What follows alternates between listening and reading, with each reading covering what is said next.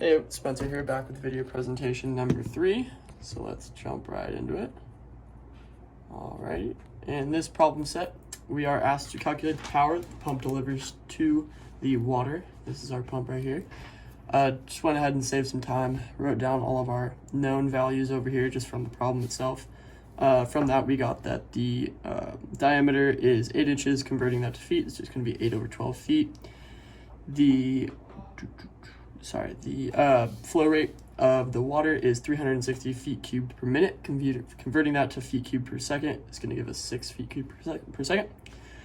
Our Z1 value is going to be 100 feet, or Z2 is 225. Our row of water is at 1.94 slugs per foot cubed, and our length is 1,500 feet. All right. So first things first, we're going to write down the equation for power, just as a baseline. So the power of the pump gives us P is equal to rho G Q, and then our head loss value of the pump. Alrighty, and in order to find this power of the pump, we need this head loss value right here, and to find that head loss value, we're going to be using a modified Bernoulli's equation, so we can just write that down to start.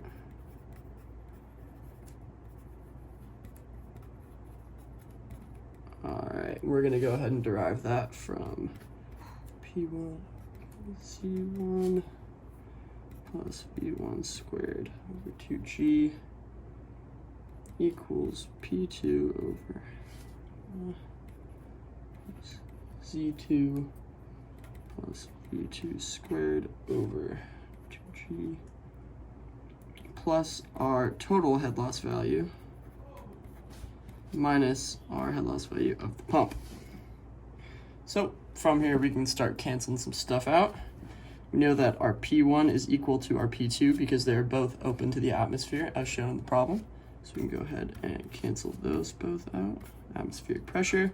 And our V1 value is going to equal our V2 value as well. All right, so from there, those cancel out. And we get that we're going to add our head loss of the power over here to the other side. So the HP is equal to Z2 minus Z1 plus our total head loss value. All right, just going to go ahead and underline these equations. These are going to be our two main equations that we're going to be using. But in order to use these equations, we need to figure out what we need to put in them, if that makes any sense. So we need to find the velocity in order to get our Reynolds number, in order to get so we can look at the Moody chart and get our friction factor, blah, blah, blah. So we can just jump right into that and go through step by step what to do. All right, so first step, we are going to find our velocity value. And to do so, we're going to use the equation velocity equals our flow rate over the area.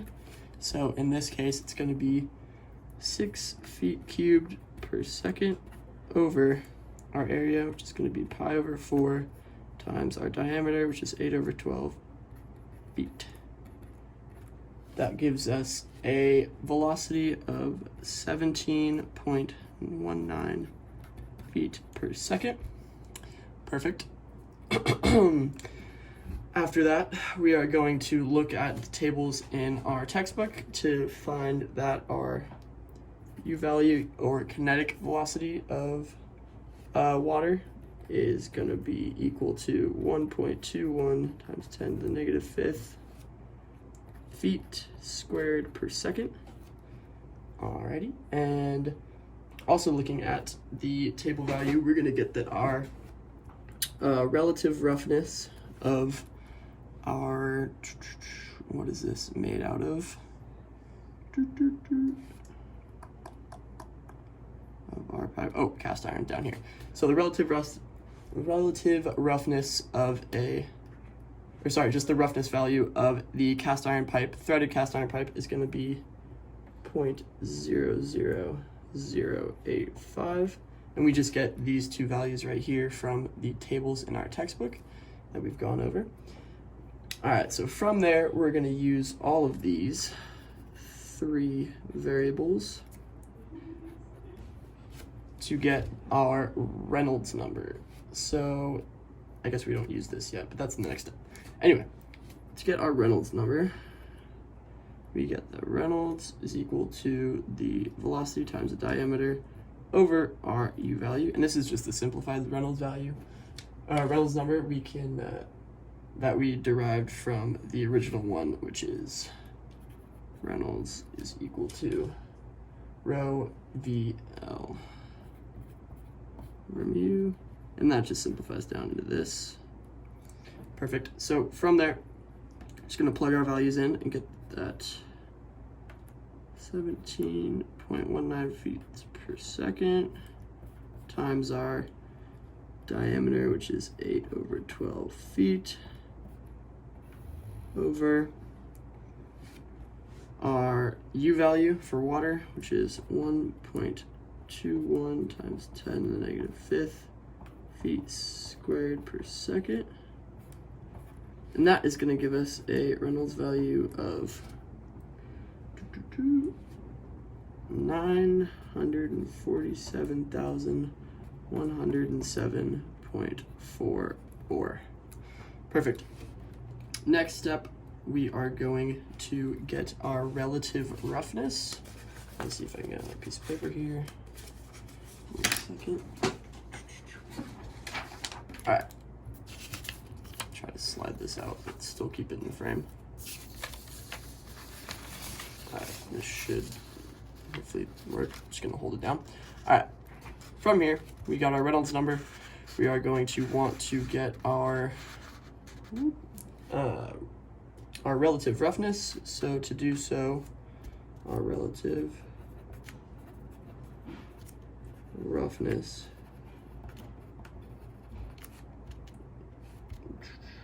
is going to equal our E over D. So that's going to give us a 0.00085 over our diameter, which is 8 over 12 feet. That's going to give us a relative roughness of roughly 0.001275. All right, with these 2 variables established, we can look at our Moody diagram.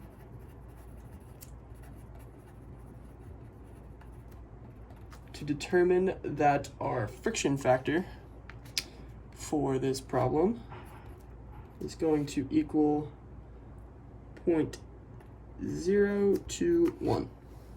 Perfect. Moving on from the friction factor. Alright, I'm just gonna go ahead and move this out of the way. It's gonna make things a lot easier. Alright, moving on from our friction factor, we are going to establish our major head loss. To do so, hold up, major head loss. All right, to do so, we have our equation that the head loss is equal to friction factor times the length over diameter times our velocity squared over 2g. Just plugging values in here. We're going to get that our major head loss is going to equal 0.021, which is our friction factor, times the length, which is 1,500 feet, over our diameter, 8 over 12 feet, times our velocity squared, so 17.19 feet squared over, sorry, this is a lot of parentheses, times 2 times force of gravity, which is 32.2 feet per second squared. All right, that gives us a head loss value of approximately 216.7 feet. Alrighty, so that's just the head loss for the major head loss. Now we need to find the minor head losses. Alrighty, to do so, minor head loss, we need to look at our initial problem and determine what we have losses for. So we're going to have loss for the entrance and the exit of the pump, and then the entrance and the exit of the pipe, and our two bends right here and right here. And so we're going to have loss for those because when the water comes spewing in here, it hits this corner, loses velocity, and does the same thing at that one. Has to gain velocity and then loses it again going up. So that's why we have to calculate the losses. So according to our equations, head loss for minor is going to equal our KL value times V squared over 2G. All right, in our case, for the entrance, KL entrance value is going to be equal to 0.5. KL for the exit is going to be equal to 1. And the KL for the 90-degree bend is going to be equal to 1.5. And since we have two bends, I'm just going to write a 2 times multiplier right there. All right, we can just get these values from, I believe it's table 8.2 in our textbook. Not too hard to look up. Alrighty, using these 3 things, we're gonna go ahead and plug in, find our head loss, or minor head loss. Alrighty, so our head loss minor is gonna be equal to